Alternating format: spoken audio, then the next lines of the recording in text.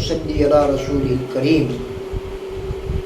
मैं हकीम मोहम्मद मुमताज़ परवाना आपसे मुखातिब हूँ।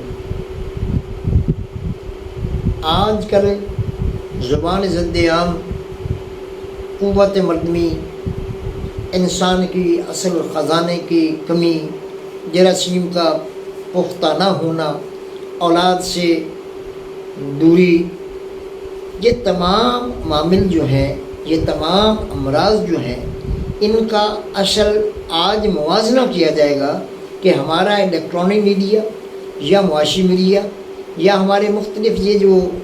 चल रहे हैं मामलात, ये किस हद तक हमारे साथ जाबी करते हैं। असल में मर्ज़ तो एक है,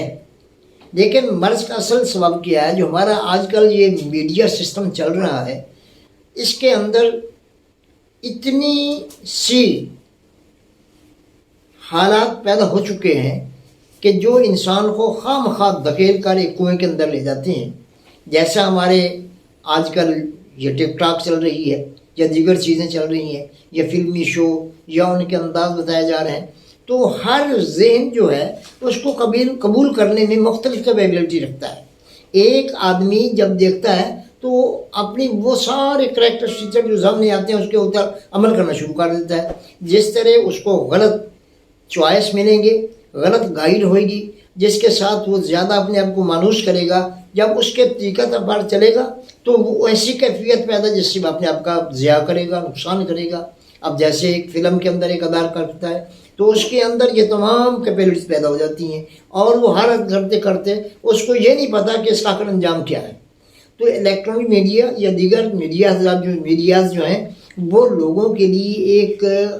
मर्ज़ पैदा करने के सबब समझ लें, उनके ज़हन के अंदर ऐसा इंतशार पैदा करने का सबब बना रहे हैं, उसकी सेहत के अंदर एक ऐसा नया मोड़ पैदा करते हैं जिससे वो अपनी असलियत को भूल जाते हैं, जिससे वो उस काम की तरफ अपने आप को ये समझते हैं कि हम बिल्कुल दुरुस्त हैं, लेकिन उनकी सही गाइड नहीं होती। तो ये तमाम हमारे आजकल जो ये माहौल चल रहा है, ये हमारी फिल्मी अंदाज के अंदर एक्ट्रेस जो चल रहे हैं सिलसिला, ये लोगों के जहनों को ख़राब कर रहे हैं और जहन की ख़राबी की वजह से वो उसकी तरफ मायल होते हैं, जिससे वो अपनी ज़िंदगी को तबाह बर्बाद कर बैठते हैं, जिससे उनको ये पता नहीं है कि हमने क्या किया, लेकिन क्या करने के बाद उन्हें ये पता नहीं है कि किसी ने गाइड नहीं किया कि आपने क्या अपना नुकसान कर लिया। तो सबसे ज़्यादा